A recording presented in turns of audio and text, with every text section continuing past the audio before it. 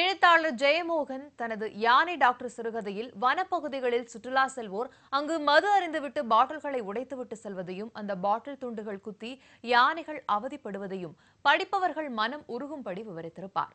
மது அருந்துவோரின் இந்த செயலில் இன்று வரை எந்த மாற்றமும் இல்லை. கொல்லிமலை வனப்பகுதியில் அவ்வாறு சிதறி கிடக்கும் பாட்டில்களை சேகரித்து மதுவிலக்கு விழிப்புணர்வு ஏற்படுத்தி வருகிறார் இங்குள்ள சித்தர் சுவாமிகள். இவரை பற்றி இந்த தொகுப்பில்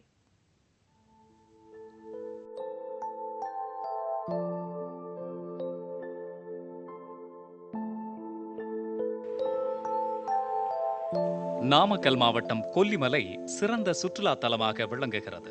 அரப்பள்ளீஸ்வரர் கோயில், ஆகாய கங்கை, வாசலூர்பட்டி படகுத்துறை, வியூ பாயிண்ட் என பல்வேறு சுற்றுலா தலங்கள் இங்கு உள்ளன. கோடை காலத்தில் இங்கு ஆயிரக்கணக்கானவர்கள் சுற்றுலா வருகின்றனர். அவ்வாறு வரும் சுற்றுலா பயணிகளில் சிலர் வனப்பகுதிக்குள் மது அருந்திவிட்டு மது பாட்டில்களை உடைத்து போட்டுவிட்டு செல்கின்றனர். இதனால் வனப்பகுதியில் விலங்குகள் மட்டுமின்றி சுற்றுலா பயணிகளும் நிம்மதியாக நடந்து செல்ல முடியாத நிலை ஏற்பட்டுள்ளது.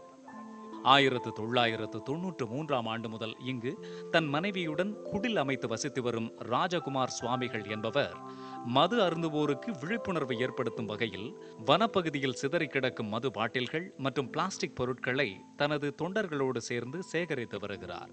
பின்பு அவற்றை பொதுமக்கள் பார்வைக்கு வைத்து இங்கு வரும் சுற்றுலா பயணிகளிடம் காண்பித்து மது அருந்துவதால் ஏற்படும் உடல்நல தீங்குகள் குறித்து விளக்கி வனப்பகுதியில் நடக்கும் அத்துமீறல்களையும் சுட்டிக்காட்டி எடுத்துரைக்கிறார். இந்த மாதிரி ஆலயங்கள்ல இந்த மாதிரிலாம் செய்யவே கூடாது.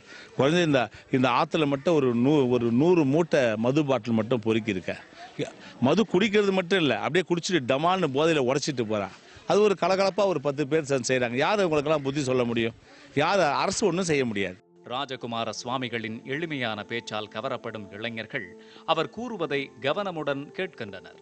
அதன் மூலம் விழிப்புணர்வு பெறுகிறார்கள். இந்த இடத்துல இந்த சித்தர் பாட்டில் பொறுக்கிட்டு இருந்தார்.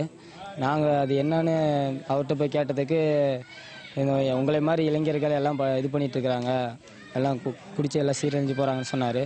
சித்தர் நிறையா பாட்டெல்லாம் பொறுக்கிட்டு இருந்தார்.